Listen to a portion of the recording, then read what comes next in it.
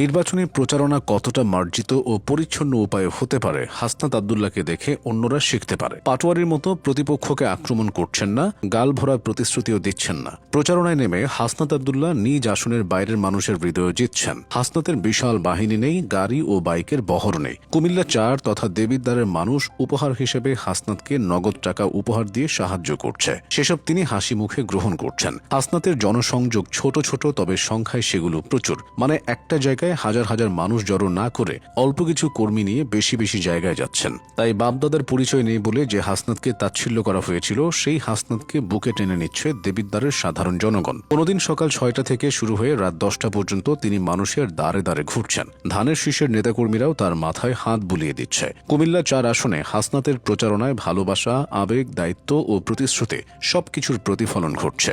মানুষকে আশ্বস্ত করার পাশাপাশি অনেকের খোঁজ খবর নিচ্ছেন, যোগ দিচ্ছেন বিভিন্ন পথসভা ও উঠান বৈঠকে। বয়সে তরুণ, কাজে উদ্যমী, তাই হাসনাতে আস্থা রাখার কথাও বলছেন অনেকে। এছাড়া রাজনৈতিক প্রতিপক্ষ তাকে যেভাবে হেয় প্রতিপন্ন করেছে, সেটাও মানুষের মনে তার প্রতি এক ধরনের দুর্বলতা তৈরি করছে। কুমিল্লা ৪ তথা দেবিদ্বার আসনে হাসনাত আব্দুল্লাহর প্রধান প্রতিপক্ষ বিএনপি মনোনীত প্রার্থী ইঞ্জিনিয়ার মঞ্জুরুল আহসান মুন্সি। হাসনাত আব্দুল্লাহকে উদ্দেশ্য করে প্রবীণ এই নেতা একবার বলেছিলেন, যার বংশ পরিচয় নেই, বাপদাদার নাম নেই, সেও নাকি এমপি হবে। হাসনাত ওই বক্তব্যের জবাব দিয়েছেন সহমর্মিতার সঙ্গে। মঞ্জুরুল আহসান মুন্সি তার বংশ পরিচয় নিয়ে প্রশ্ন তুললেও হাসনাত নিজের বংশ পরিচয় নিয়ে কখনো হীনমন্যতায় ভোগেননি। তিনি মঞ্জুরুল আহসান মুন্সিকে আঙ্কেল বলে ডাকেন। মঞ্জু আঙ্কেল এলাকার জন্য অনেক কাজ করেছে বলেও নিজের নির্বাচনী প্রচারণায় তুলে ধরেছেন হাসনাত। এদিকে আন্দোলনে নেতৃত্ব দেওয়া আর এমপি হওয়া এক নয়, অনেকে তাকে উদ্দেশ্য করে এমন মন্তব্য করেছেন। কেউ বলেছেন তিনি ৫০০ ভোটও পাবেন না, তবে হাসনাতের ভাবনাটা ভিন্ন। তিনি বলেছেন, আমি রাজমিস্ত্রির ছেলে হয়ে এমপি ইলেকশন করছি,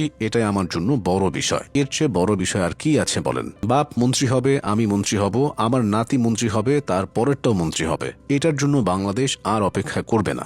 যোগ্য এবং যাকে মানুষ চাইবে, মানুষ তাকেই ভোট দেবে। বাংলাদেশের যে পরিবারতান্ত্রিক রাজনৈতিক ধারা, হাসনাত আব্দুল্লাহ এই ধারার বাইরের একজন। তিনি কোনো উত্তরাধিকার সূত্রে পাওয়া রাজনীতিক নন। তিনি নিজ প্রচেষ্টা, পরিশ্রম এবং জনগণের পাশে দাঁড়িয়ে আজকের এই অবস্থানে পৌঁছেছেন। তার বাবা একজন সাধারণ রাজমিস্ত্রি ছিলেন। এরপর প্রায় ২০ বছর তিনি মধ্যপ্রাচ্যের বিভিন্ন দেশে ছিলেন। সেখানে কাজ করে পরিবারের আয় ব্যয় মিটিয়েছেন। হাসনাতকে মানুষ করেছেন। বাবার এই পেশা নিয়ে হাসনাত নিজে সবসময় গর্বই করেন। তিনি চান তার মতোই রাজমিস্ত্রি, কৃষক, কামার ও কুমারের ছেলেরা একদিন দেশের নেতৃত্বে আসবে। রাজনৈতিক এলিটদের বিপক্ষে হাসনাত প্রথম থেকেই কথা বলে আসছেন। গণ অভ্যুত্থানের পর থেকে নিয়মিত তৃণমূলে গণসংযোগ, জনদুর্ভোগে সরাসরি অংশগ্রহণ এবং উন্নয়নমূলক কার্যক্রমের সক্রিয়তা, এই সবই তাকে সাধারণ মানুষের কাছে নেতা হিসেবে প্রতিষ্ঠিত করছে। এছাড়া ২০২৪ সালের গণ অভ্যুত্থানে তার সক্রিয় ভূমিকা ও নেতৃত্বগুণ নতুন প্রজন্মের মধ্যে তাকে করে তুলেছে অনুপ্রেরণার প্রতীক। খোদ বিএনপির সমর্থকরাই হাসনাতের প্রচারণায় তাকে বাংলাদেশের গর্ব বলে অভিহিত করছে।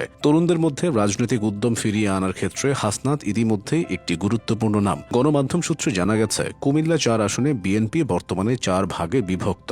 ইঞ্জিনিয়ার মঞ্জুরুল আহসান মুন্সি বড় নাম হলেও নতুন রাজনীতির প্রতিশ্রুতিতে বাজিমাত করতে চান হাসনাত। তিনি কতটা চমক দেখাতে পারেন, সেটা এখন দেখার বিষয়।